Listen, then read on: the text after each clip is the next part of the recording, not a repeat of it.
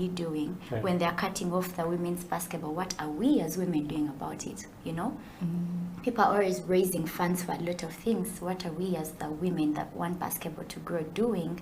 I remember they collected money for the male team sometime. Did we as women come up to say, you know, let's do the same for the women? I'm sure most of us also contributed for the boys as well to go. So what, number one, what are we as women doing? Number two, when we go to the big level, we need more women reinstated in like big places. For example, we need more female umpires. We need more female coaches. That only, if you ask me to state a female coach, in my mind, I know one person. Coach Mavita Ali.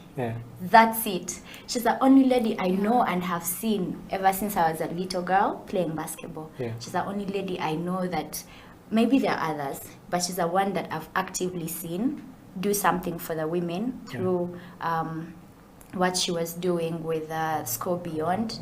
I know there is Angels doing something. The different teams are doing things. There are grassroots programs. What are we doing to bear the girls? Girls do have challenges, so yeah, as much as we preach equality and equity, girls are going to need a little extra attention for them to have to go against all those challenges at home, in their lives, in their bodies, to show up on court and do what they have to do. Then the opportunities that are set for girls, for example, university, there is that four points that are given to the girls, or the scholarship, the sports scholarship. It's giving a girl a bit of a higher chance, you know.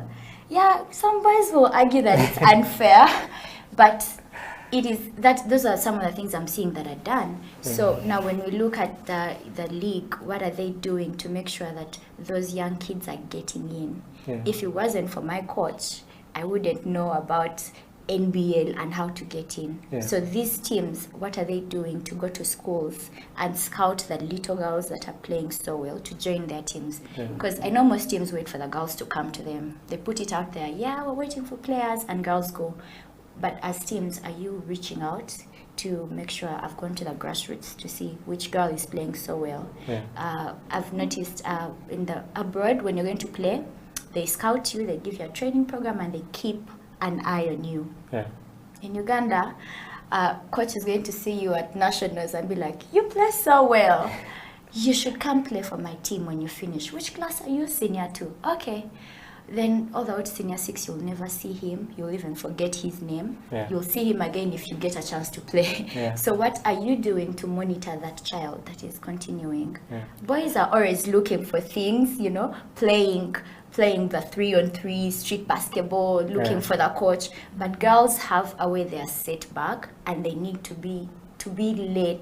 They should know. They should let them know that if you actually show up and just let us know that we're going to do this. So they need to create a platform for them to know that they are welcome. And that starts with the top. There is no I'm going to show up if I'm not seeing a female national team that is moving. If I'm not seeing a national team select that is on the side training and playing for a chance, because I have seen the same people in the national team for as long as I can remember. And I also know a lot of people that deserve or can be on that team, but are not being noticed or appreciated or corrected, and I've seen them go all the way down. So those are the I could go about this all day, but I guess I'll just stop there for today. Well, we're pressed for time, but before we get to the end of the show, Esther, Bryn has talked about the I and the we when it comes to the ladies, okay? In like 30 seconds, what can the men do, to promote women's sports, or basketball for that matter? Yes, so today morning, someone told me, he made research, actually my brother, that these days the NBA actually facilitates the WNBA games to see that they're also somewhere. How about the NBL men starts doing something, not totally like investing in and all that, but it can be with the support system. It can be one very good thing, seeing that creating more opportunities for these ladies, putting up different games like, so as like women can be like seen or showing that these guys also like care. It can start with support, and then with time they can also like recommend whoever facilitates them to like partially have his thoughts somewhere on the women's team, so that like they can all go about like together, in solidarity. I think that can work. I don't know, I don't think it's something big. It can start with support and then financially with time. I'd actually love to see, you know, a structure like that. I would give an example. When we were in school, there is a time they were not going to take the girls, and the boys stood and said, if the girls are not going, we are not going. They had to get the money. So that was a good thing that the boys did for the girls. So just kind to of supplement on solidarity, that. All right, so your final thoughts. Bronnie, there's a girl out there watching. She wants to get into basketball. She's really not sure. Or there's a girl out there playing basketball, but she wants to get into modeling. She wants to get into a music career. Really not sure what she should do. What would you say to that girl? I would say, number one, you will never be sure with what you want to do with life. Life is fluid. As soon as you understand that, life is going to be easy for you. So for me, number one, it's God. I have to pray. I have to talk to God. I have to, you know, he's my moral compass. Without him, I wouldn't be here. Number two, family. Make sure that you involve your family in everything that you do. Make sure they're working with you. Have a support system around you in whatever you're going to do. And the one thing I always tell people, go for what you want to do. Live, laugh, love. Take the risk. You know, if you don't do it, what are you going to lose? If you do it, you'll probably get it or not get it. If you don't do it, you're not going to get it. You miss 100% of the shots you don't take. But you have a 50% chance of making the ones that you take. So just go for it, whatever it is. And you can reach out to me on my social media. I have people that I've talked to and maybe helped where I can. And I know we can deep dive into the details of what you want to do. And finally, Esther, there's a girl out there, she thinks, you know what, it's too late for me to start basketball. Or it's too late for me to start a singing career. It's too late for me to do A, B, C, D. You know, what would you tell such a girl? It is never too late to start anything, that is for sure. You can start on anything and everything at any time. It is not yet, like, time is not close. You can do it. Put God first, like Bronnie said, put God first. Number two, I have a mentor, she's called Letitia, the one of KCCA. Like, she will call me to ask me, did you train? Like, get that one person that is going to do that for you. And I thank God for her. Get that one person that is going to do that for you. It can be your coach. It can be someone that has played the game. Bronnie is here and she's willing to do that for you. Please reach out to her. Basically, that is it. And also, trusting yourself. It starts with you. If you feel like you can't do it, even when you try it, it's not going to move. But when you feel like you can do it, with God helping you and having a mentor by your side and all that, you can surely make it. Well, ladies, thank you very much for coming through to the show. I know we could have talked, you know what, someone says we can talk until the cows come home, but we're always pressed for time. But thank you for honoring our invite to come here. Hopefully, we'll have you guys come in next time again, you know, with more of the team. I know there are 2 members that are not here, and hopefully we can get them in next time. But thank you very much for coming. Thank you for encouraging the young girls out there, the basketballers out there, you know, just inspiring people to be something better than they are right now. This has been the Slam Dunk Basketball Talk on House of Talent Television. My name is Atengi Manuel, and catch us next time. Maybe we'll have them back. Maybe we'll have a new batch. But we always want to talk basketball in Uganda, internationally, dissect the game, and help this game grow in Uganda. Catch you next time. This is House of Talent Television.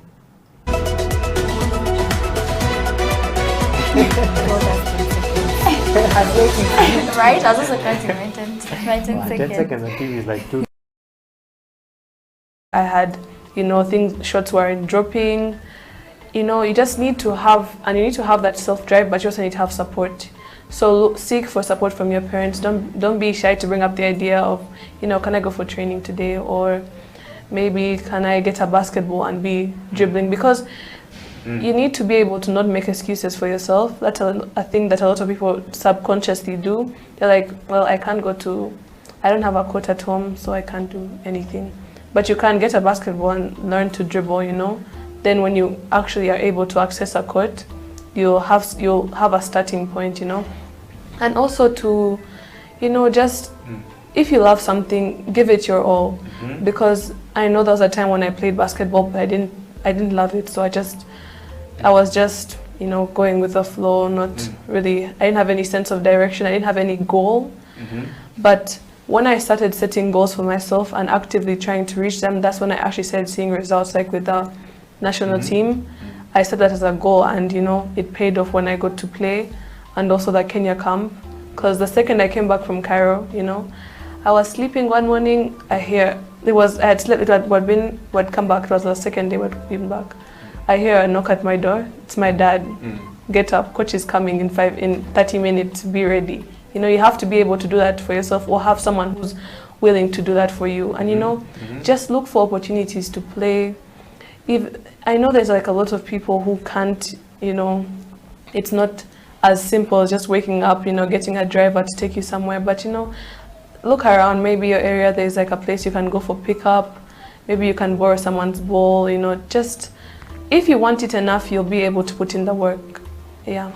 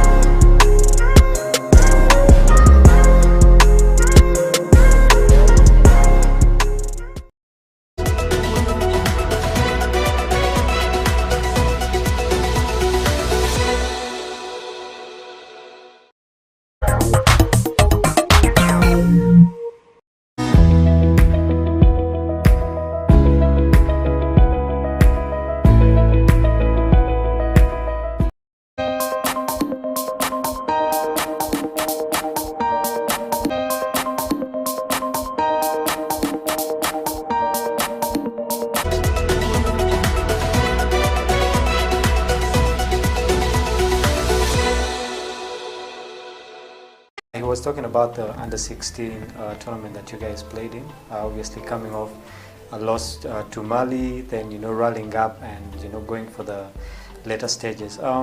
If you're to compare, Ugandan basketball with, let's say, basketball from Egypt, basketball from Mali, where would you rate Uganda? Compared to Mali and Egypt, I think we're not at their level yet, but I know we can be, because their preparation is very thorough, and they really do invest in the youth basketball and take their time to nurture the teams that are coming for the tournaments.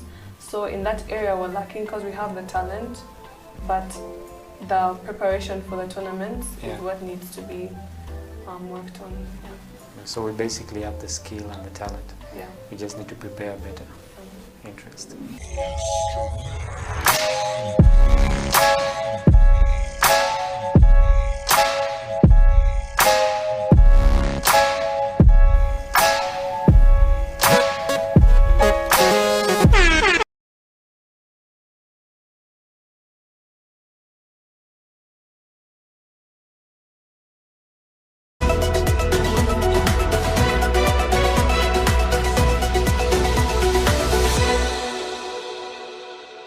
What is leadership to you?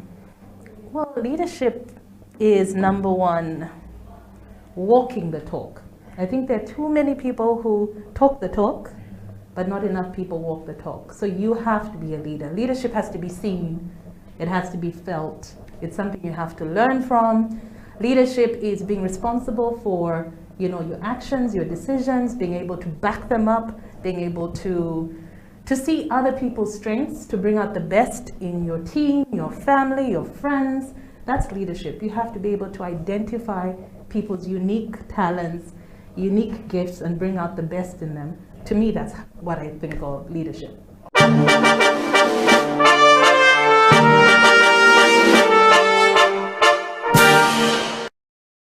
You have to know each equipment. You have to know the brew ratio. Actually, the brew ratio is very important. The most important. Yeah. Brew ratio now most people may not understand. It is the ratio of water. The coffee powder to water, and the yield. Water in this article will bring us into the yield.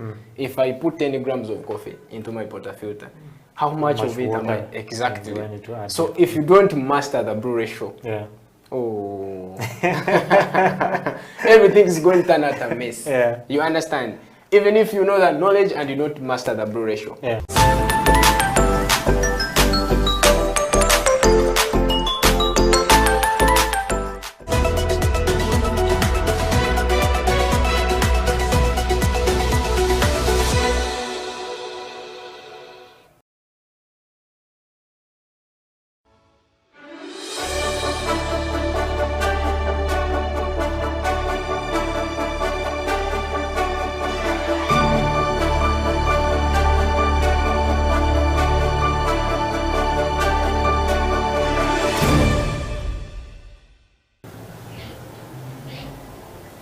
It is a creative industry talk. My name is Eddie Okela and this is House of Talent Television. Welcome to the program. This week on the program, we bring you the story of those who are doing it in Uganda.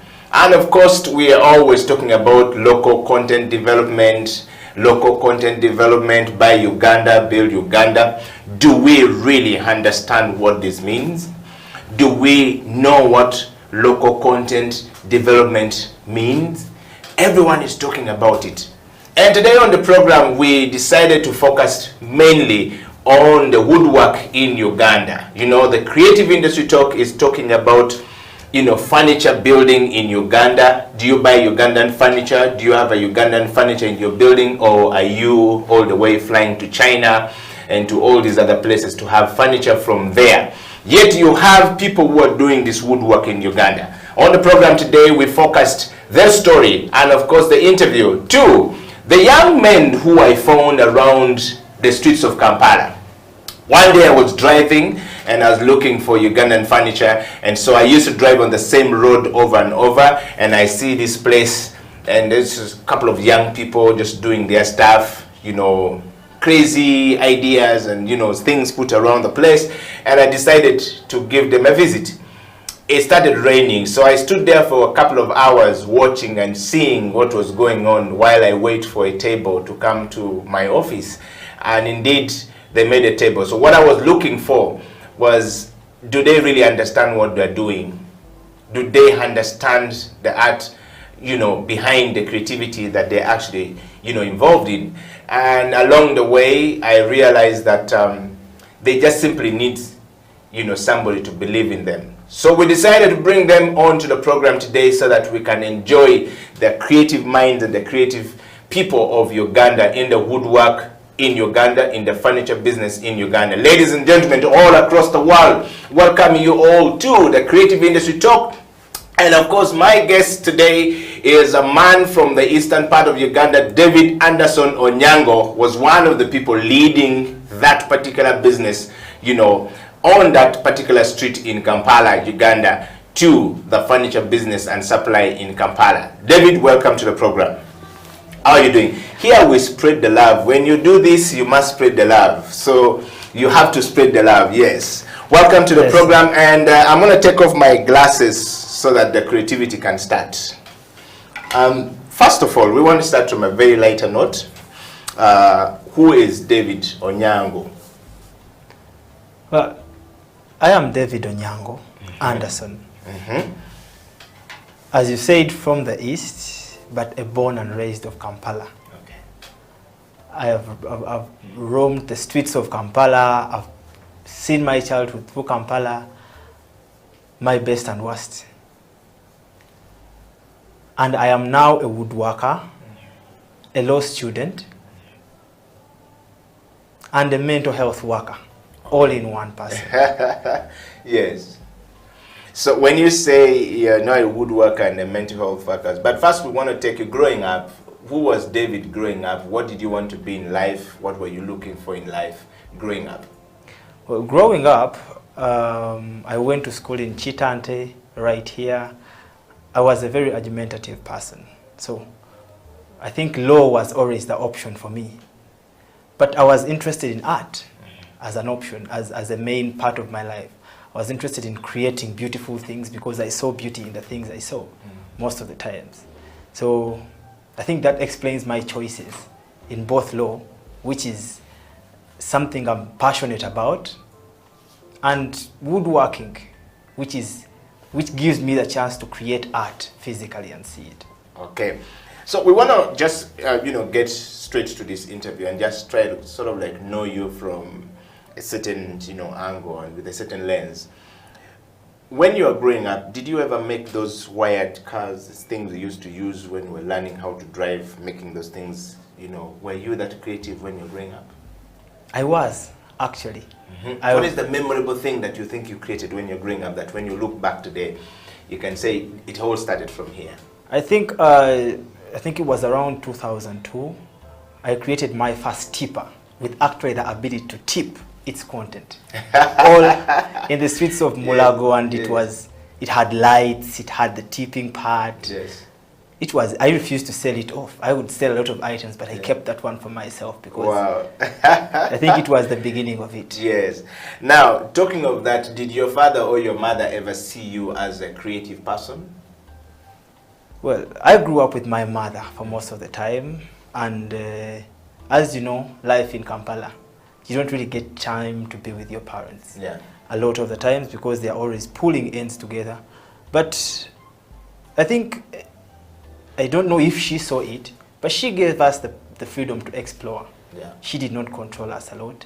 Okay. She controlled our behaviors, but she gave us the freedom to do our own things that were within her rating of moral and fine. So we had that chance. We could do this, as you said, small wire cars and sell them off, and she would let us use our money for our things. And I think that pushed us forward to know that, well, if you create something good, then you can get money from it. And I think the greatest motivation is always money at the end of the day. You speak with the word plural, which means us. Who are we? Us referring to who? How many are you in the family, and are you the firstborn or the lastborn?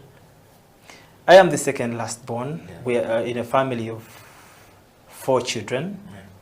Yeah. I have a bigger brother, I think, who comes up more in the plural form.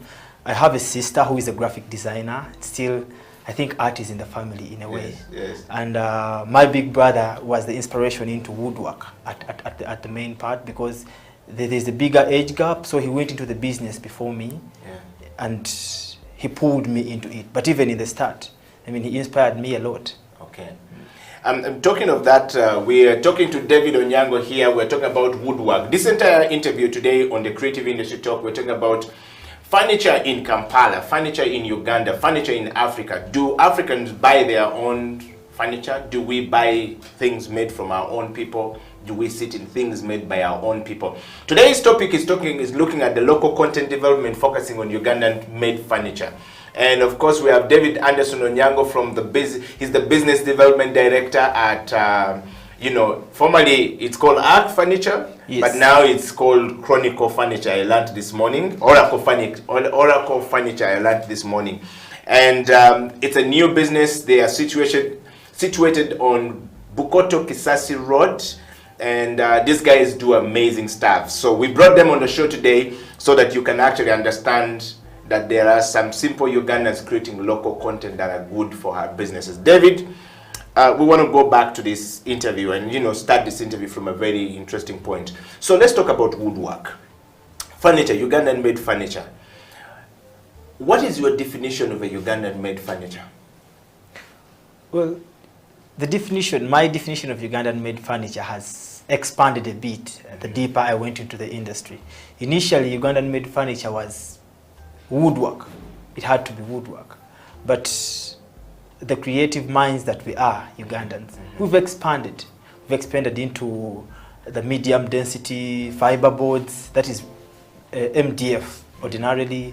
We've expanded into reclaimed wood furniture where we have the pallet furniture. So it has really grown, but to me the definition would be that it's a piece made by a Ugandan in Uganda and with our own creativity here, because we have a different scope of creativity from everyone else. All right, very good. And what is your understanding of Buy Uganda, Build Uganda? We are always talking about Buy Uganda, Build Uganda. What is your understanding of Buy Uganda, Build Uganda, Bobo? Well, Buy Uganda, Build Uganda, I think this is what employs us as Ugandans to come back to our to develop and support our own pieces of furniture here, our own items here, made by our creativity and our materials. And it pulls us back to understand that we are going to receive furniture that has been made based on our ability as Ugandans, but feel proud of it because it is made here by our own and from our own materials.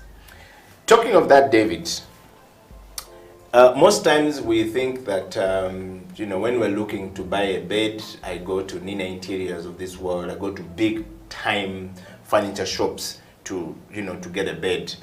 But also there are these guys on the roadside for low cost housing conditions, furniture where people usually just go to, you know, buy their bed for that area. But we tend to think about validation and the point of buying furniture from the sense that I want imported furniture. That is when I feel that I have spent my money right. Having started this business, what motivated you to move towards it and why? Why yet the odds against you are quite too you know, straight that I will go to Mina Interior to buy furniture from, or I will go to slightly you know, moderate, you know, place to buy furniture from there because I want to, you know, there's this notion that a Ugandan made furniture is not good. Well, my main motivation was and still is the fact that when I look at the furniture from the what you call the high class sell places, I don't see any difference. They actually work a lot on budget. So our local furniture, our local carpenters here do produce items, let's say a bed, using the same materials, the same quantity of wood and even more, and waste it. But because they demand so less from themselves, they keep it at a given rate of quality. They didn't seek to compete with they had actually quoted themselves as the lower end and gotten satisfied with that.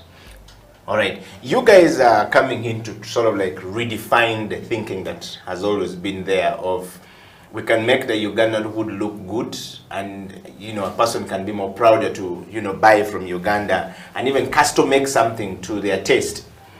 How has that journey been like, and how are Ugandans responding to that creativity?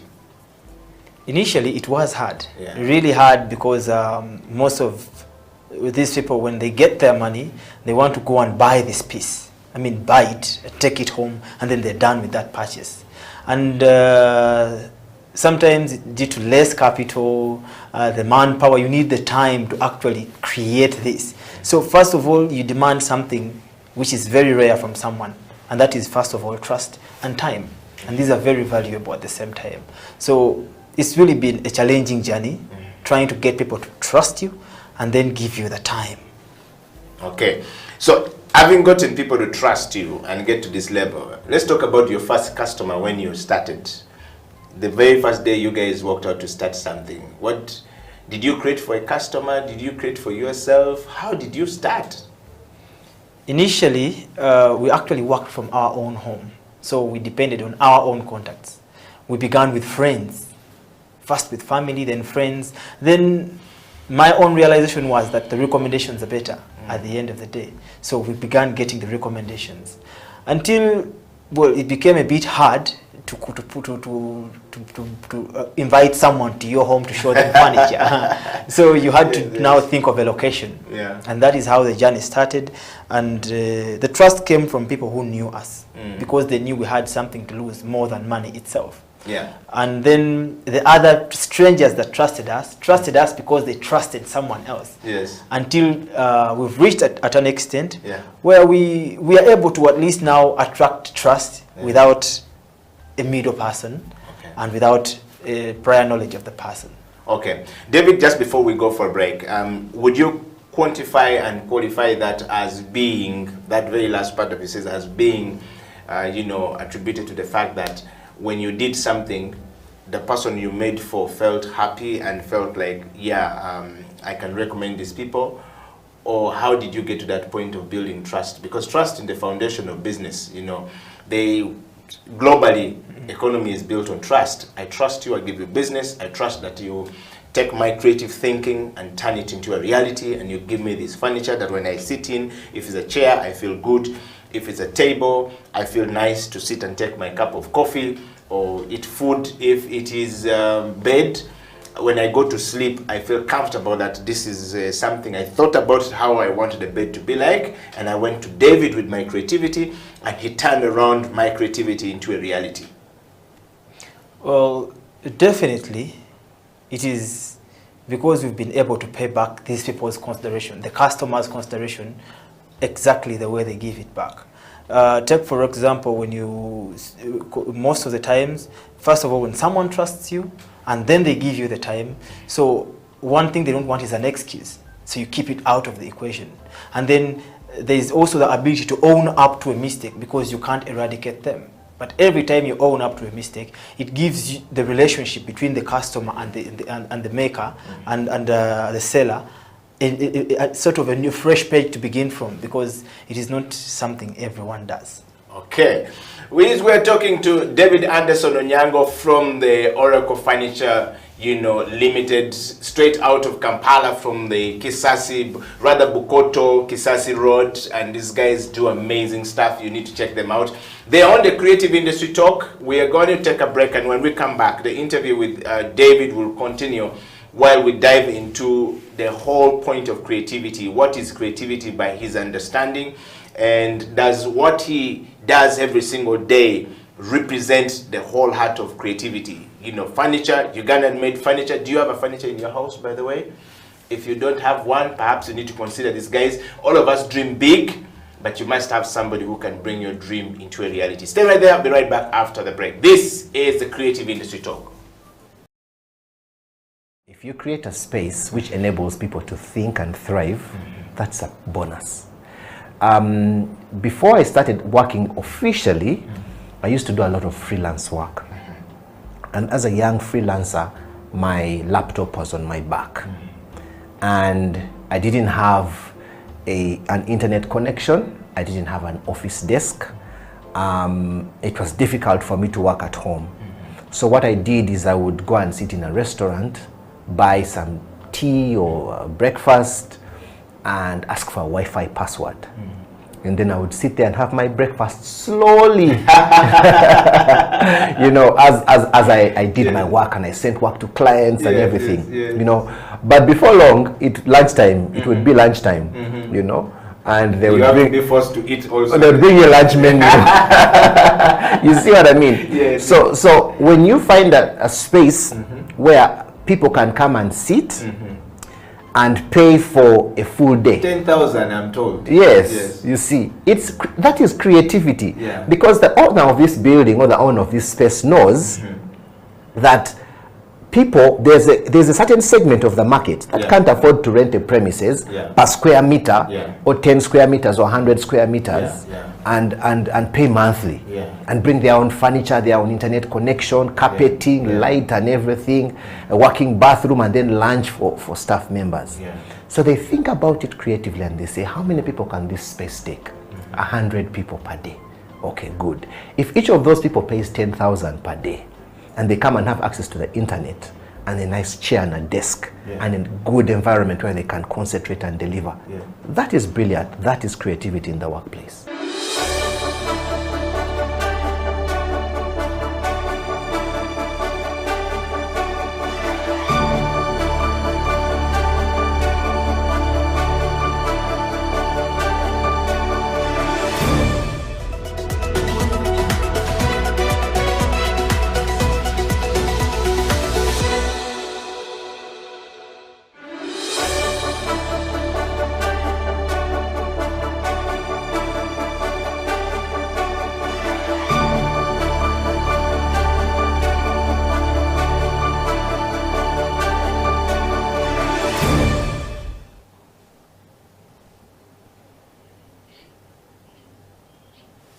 It is a Creative Industry Talk, and welcome back to the program. In the studio, we are talking to David Anderson Onyango from Oracle Furniture Limited. David, welcome back to the program. David, a lot of time when I am dreaming, everyone in life dreams of something good, something, you know, fantastic, something, you know, nobody wants to live a poor life, you know, and we believe that everybody is born creative. We all aspire to have something good in life. Furniture is one of those things that we want to have at home. Nobody wants to be in a house that doesn't have good chairs or good beds, or you know, or a TV stand and stuff like that. We want to talk to you about creativity from the point of how you take my creative thinking and turn it to a reality that becomes the table or become the TV stand that I use at home. And most times, you know, carpenters in Uganda, all world over, they always say that if a carpenter is too good to produce something for you, then they are too difficult to deal with. They take too long to produce the stuff. Typically, take us through the process of you taking my thinking and turning it into a reality dream of a furniture, of a table that I need to have home. And how long does it typically take? Because sometimes you take way too long that people get frustrated. That's why we go for imported wood.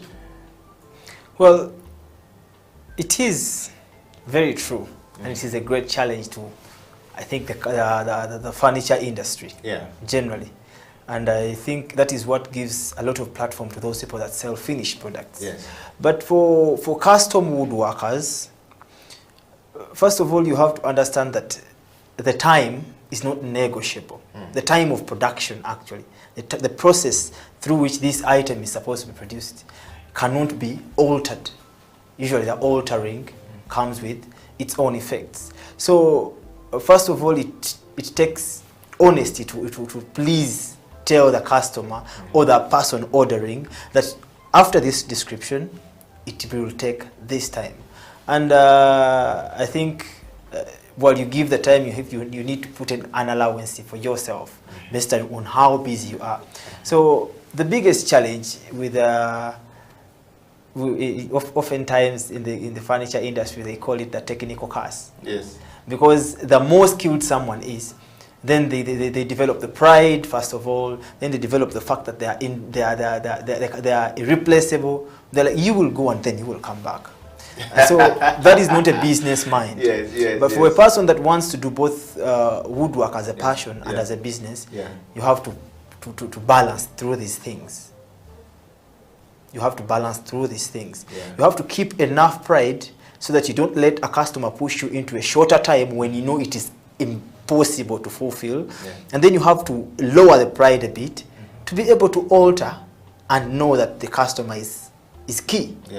And you are going to need them either through a recommendation or a second job. So when you balance the two, you treat the customer right, you treat the furniture right, and then you receive their ideas, but still you don't alter the carpentry principles, the woodworking principles, because the customer is ordering. You have to maintain the principles, and that way you produce the exact same thing and the perfection that they seek, which pushes them to come back. Okay. David, do you think that is the same process that everyone out there goes through? Because, well, you have an education clearly to yourself, and there are these people who just learned the skill from the street. They are creative people. They started from there. They are able to do something great for themselves. but they don't have a business mind. How would you help such a person have a business mind and turn around, you know, while we're talking about the local content creation for, you know, Buy Uganda, Build Uganda? Exactly. I think historically woodworking has been passed on, carpentry has been passed on through apprenticeship. So that is the biggest challenge. You learn the skill, you don't get the business skill because the teacher wants to keep their customers. Yes. But then, due to the current development, we have the technical schools teaching carpentry. They're teaching the theoretical part, but they are indulging less business. And then the business methods they indulge in are also less practical. Yeah. They have been written in books. They have not been actually applied sometimes. So I think one needs to first of all learn the dynamics. Consider carpentry as a business, as a trade. And the rules of trade are the same regardless of which trade you're going in. We have standard rules that don't change.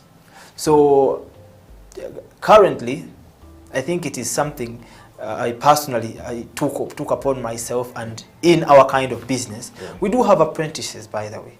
We do take in students. They learn, especially through the lockdown. We've had a lot of them coming in and to take on the skill. But we always give them 1 or 2 days in a month where they come into the selling desk. And they get to see what it means to actually do the sale. You don't have to be on the planer all the time, on the circular saw. You need to know that after the circular saw, this customer doesn't know it exists. How do you inform them that it is the step that is going forward on their object?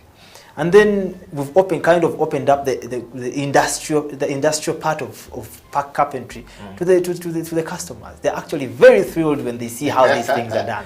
Yeah, so you actually take them in and show them the process, like they say, process by process, process by process, how these things are going. Yes, exactly. So you take them through. So when a customer goes behind and sees this process by process of the woodwork going, when you look at them, what are they seeing at that point, and what is their response when you finally deliver this final piece to their home or to their sitting room or to their offices? Yeah. Well, they're always very thrilled. It is surprising, even to some of us sometimes. Yeah. Sometimes someone will order something custom, and then you make a work plan, and then you sit and you're like, is this achievable? But it's a creativity from you. Exactly. And then as the process goes on, there are customers who have, before the process, who ask for pictures of the process. And then even ourselves take pictures of the process sometimes. And then sometimes you move to a certain level and you call your fellows, and then this is how it's turning out. Okay. And then there's advice. And then when the customers also come in and they look at it and they're like, is that really going to come out? And you're like, wait. And the thrill after they see it coming out, it creates a different set of attachment to this. Some customers have asked for please, can you bring it and I assemble it myself? They want to feel like they're now part of this production team, the production of this item, and they talk about it a lot of times, and it keeps them coming back to the workshop. Some of them have indulged their children into this woodworking just because of how they saw it move. And now the availability of power tools has improved a lot. Yeah. It has improved the whole process. It has made it more conducive for the customers to see and for us to work. The environments we work in are less cluttered, and that is. So it's not woodwork as we used to know back in the days, where the guy would be, with a nail banging things and trying to turn around things, and it's more professional now. It's more like you're saying that we're learning from you. There's more, electronic tools that have come in that has made this kind of creativity quite very easy.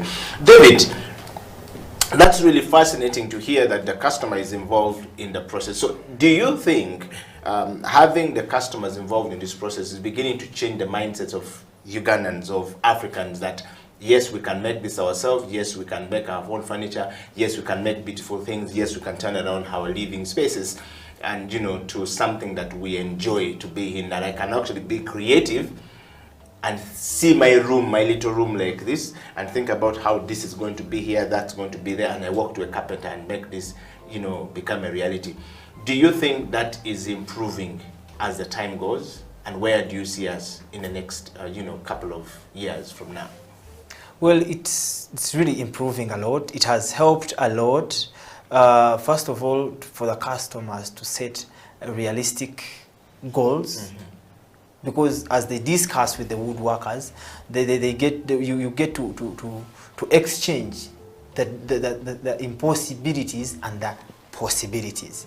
See, I want this, but well, that kind of wood you want cannot achieve this particular goal. Yeah. So if you want that as an end result, you have to come into this type of wood. And then the advantages and differences and disadvantages of each type of wood. I'll give a live example. If you want a white item to be in color white, a piece of furniture to be in color white, it is more difficult to use a muvule piece of wood because muvule is naturally yellow. So if you paint white on it, the yellow will always come out. Yes, so yes. these kind of lessons to customers has made it more easy. And it has also helped the industry grow a lot. Yeah. It is now more interactive, and interaction has always yielded good fruits, because in that way you get to know each other's challenges and work ways around them every time you're doing transactions with those people. Okay, so I've seen there are people who come up with good ideas. They have an understanding of what they're looking for as a place, or as a wood, or as a furniture to have at home. And in most cases, they say, I want a black and green and yellow furniture at the same time. Do you always advise them, you know, like, do you go to somebody's house and say, look, the kind of furniture you want, looking at the space you have and looking at the colors that you have in the house will clash, and maybe you'll have to have this? And do customers usually respond to it? Because I see also another side where people are so obsessed with the, you know, spraying things and putting different colors. Natural things like the ones we have in the studio here is not very much, you know, looked at as beauty, you know. How do you deal with that? Do you advise them, or do they just come and say, I want a green table, give me a green table, and you give them? Like you said, muvule is yellow. If you paint white, it's not going to come out very well. How do you go through that process of turning around the customers', you know, crazy creative ideas into a beautiful idea? Well, it depends on how much the customer invites you in. Yes. We have customers that will pack up and then say, please, can I steal you away for 30 minutes? Yeah. I want to show you something, and then you can't advise